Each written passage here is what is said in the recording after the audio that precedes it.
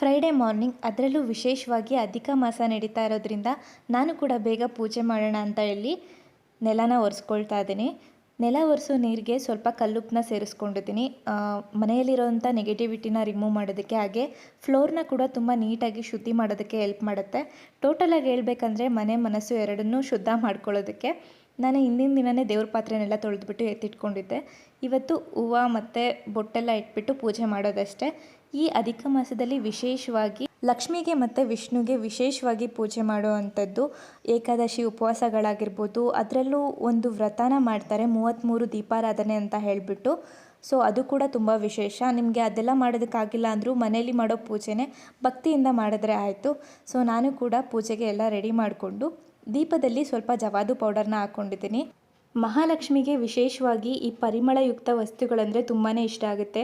ನಾವು ಕಳಸ ಪೂಜೆ ಮಾಡೋದಕ್ಕೂ ಮುನ್ನ ಅದರೊಳಗೆ ಏಲಕ್ಕಿ, ಸ್ವಲ್ಪ ಜವಾದು ಪೌಡರು, ಪಚ್ಕರ್ಪೂರ ಎಲ್ಲ ಹಾಕಿದ್ರೆ ಲಕ್ಷ್ಮಿ ನೆಲೆಸ್ತಾಳೆ ಅಂತ ಹೇಳ್ತಾರೆ. ಸೊ ನಾನು ದೀಪದಲ್ಲಿ ಹಾಕ್ಕೊಂಡಿದ್ದೀನಿ. ಸಾಲಬಾಧೆ ಏನಾದರೂ ಇದ್ದರೆ, ಮನಿ ಪ್ರಾಬ್ಲಮ್ ಎಲ್ಲ ಸಾಲ್ವ್ ಮಾಡುತ್ತೆ ಅಂತ ಹೇಳ್ಬೋದು ಟೋಟಲಾಗಿ. ಸೊ ಪೂಜೆ ಎಲ್ಲ ಆಯಿತು. ನೈವೇದ್ಯಕ್ಕೆ ಅವಲಕ್ಕಿ ಮಾಡಿದ್ದೆ, ಸಿಹಿ ಅವಲಕ್ಕಿ. ನನಗೆ ಅಂತ ಇಲ್ಲಿ ಓಟ್ಸ್ನ ಮಾಡ್ಕೊಳ್ತಿದ್ದೀನಿ. ಯೋಗ ಬರೋರ್ದು ಮ್ಯೂಸ್ಲಿ ತುಂಬಾ ಚೆನ್ನಾಗಿದೆ, ಯಾವುದೇ ಕೊಲಾಬ್ರೇಷನ್ ಅಲ್ಲ. ಆ್ಯಡೆಡ್ ಶುಗರ್ ಅಂತೂ ಇಲ್ಲವೇ ಇಲ್ಲ. ಡೈಲಿ ಏನು ಬೇಕು, ಒಂದು ದಿನದ ನೀಡ್ಸ್ಗೆ ಏನೇನು ಬೇಕು, ಮ್ಯೂಸ್ಲಿ ಆಗಿರ್ಬೋದು, ಸೀಡ್ಸು, ಅದೆಲ್ಲ ತುಂಬ ಚೆನ್ನಾಗಿದೆ. ಒಂದ್ಸಲ ಟ್ರೈ ಮಾಡಿ ನೋಡಿ. ನನಗಂತೂ ಸಖತ್ ಇಷ್ಟ ಆಯಿತು. ನನಗೆ ಓಟ್ಸ್ ಅಂದರೆ ಫ್ರೂಟ್ಸ್ ಇರಲೇಬೇಕು. ಸೊ ಅದೆಲ್ಲ ಇಲ್ಲ ಅಂದರೆ ನಾನು ತಿನ್ನೋದೇ ಇಲ್ಲ. ಸೊ ತುಂಬಾ ಸಖತ್ತಾಗಿತ್ತು. ಇಷ್ಟ ಆಗಿದ್ರೆ ಒಂದು ಲೈಕ್ ಮಾಡಿ. Thank you for watching.